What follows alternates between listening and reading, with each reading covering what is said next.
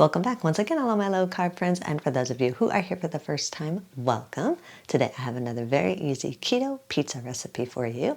Today I am going to show you how to make super quick keto sunflower pizza. This is so easy. All you have to do is mix it, roll it, bake it, boom. No waiting around for it to rise. Super quick, super easy. And if you want a printable version of this recipe, you can check out my website at janetsdeliciouslowcarbkitchen.com. You can find a printable version of this recipe and other goodies there for you. And if you're new to the channel and you want to see lots of easy, delicious, low-carb keto recipes, make sure you click that subscribe button and click the notification bell that's right next to the subscribe button. That way you can be notified every time I put out videos, at least every Wednesday and Saturday.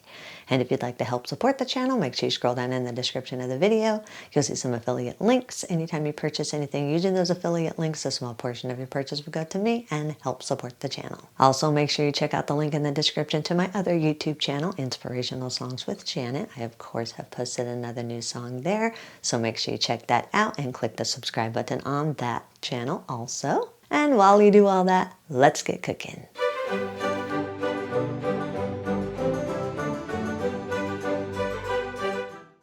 Preheat your oven to 375 degrees. Line a 14-inch pizza pan with parchment paper.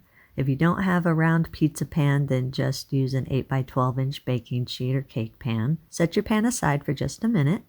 In a large mixing bowl, combine 168 grams or around 1.5 cups of sunflower seed flour. Now, as I always tell you guys, you don't have to buy this pre-made if you don't want to. It's much cheaper to just make your own. Just check out the link in the description on how to make your own sunflower seed flour in 5 minutes. Add 7 grams or around 1 tablespoon of finely ground flaxseed meal. I like to use golden flaxseed meal. I prefer the color and the taste over dark flaxseed meal, but any flaxseed meal will work. I also like to regrind mine so it's fine enough to go through a mesh strainer and so that you have a more smooth texture in your dough. Add 1/4 teaspoon of salt, 10 grams or around 2 teaspoons of baking powder, and 1 tablespoon of dry Italian seasonings or the dry seasonings of your choice. Sift everything together until it's fully combined and there are no lumps in the dry ingredients. Add 60 grams or around 2 ounces or about a half cup of freshly grated Parmesan cheese and stir it in until it's fully combined. Add 2 large room temperature eggs. Make sure they're room temperature so they stir in more smooth. Add 15 milliliters or around 1 tablespoon of olive oil or the oil of your choice, and 15 milliliters or around 1 tablespoon of room temperature water. Stir the wet ingredients into the dry ingredients until everything is fully combined and you have a smooth, sticky dough.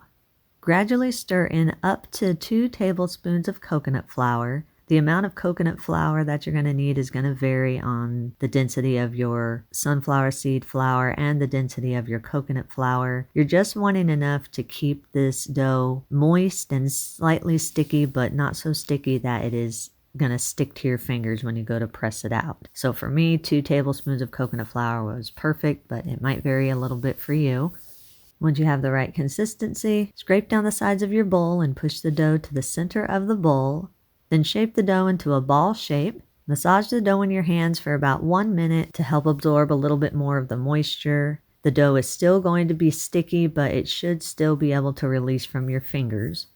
After about a minute, form the dough back into a ball and place it onto the center of your prepared pizza pan or baking sheet, whatever you're using. Press or roll the dough out to a 13 or 14-inch circle or whatever size and thickness you're going to want your pizza. If the dough seems extra sticky and it's sticking to your fingers while you're trying to press the dough out, then just lightly dust your hands with some oat fiber or some coconut flour, just so the dough doesn't stick to your fingers. If you do this, make sure you just do it lightly. You don't want to dry the dough out too much. Use a fork and just poke a few holes throughout the center of the crust. This is just going to help release the steam and to prevent bubbles in your crust. Place the pizza dough into your preheated oven. Bake at 375 degrees for 10 to 15 minutes or until the crust is lightly golden. Once the crust is done baking, remove it from the oven and allow it to cool in the pan for about 10 minutes so it can firm up. After about 10 minutes and the crust is firm, top the crust with your desired amount of sauce and toppings of your choice. I'm just using a little bit of pizza sauce, shredded mozzarella, ham, and olives. You can put whatever you want on it. Once you have the toppings on it, place the pizza back into your preheated oven. Bake at 375 degrees for just about 5 minutes or until the cheese is melted and the toppings are heated through. Once your toppings are heated, remove the pizza from the oven and allow it to cool for about 5 minutes or so it can firm up before you slice it.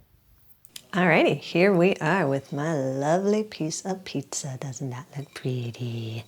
Smells very yummy. Has a nice texture. As you can see, it's nice and sturdy. It's not flopping or sogging or crumbling or anything like that. Kind of nice, good texture to it. Smells very yummy. You can probably see there how, like I've always told you guys, sunflower seed baked goods always have a little slight green tint. So if you can see that, it does have a little tiny darker tint than what you would normally see on a more traditional style pizza. But other than that, it looks good, it smells good, it's nice and soft there. It's got a little bit of crust around the edge. Looks good. Let's taste this. Hey, you want some cheese, bro? Hey, Yeah. That's very good. I like that. That's very good. It has a very nice flavor, very nice texture, not crumbly at all. Goes down very smooth, very nice, very tasty, very yummy. You can put any toppings, any sauce, anything you want on it. It's a definite thumbs up. Yes, very tasty, very, very, very yummy. You can eat this immediately. If you do have any leftovers, allow the pizza to cool to room temperature, then store it in an airtight container in your refrigerator for up to 3 days. Eat and enjoy.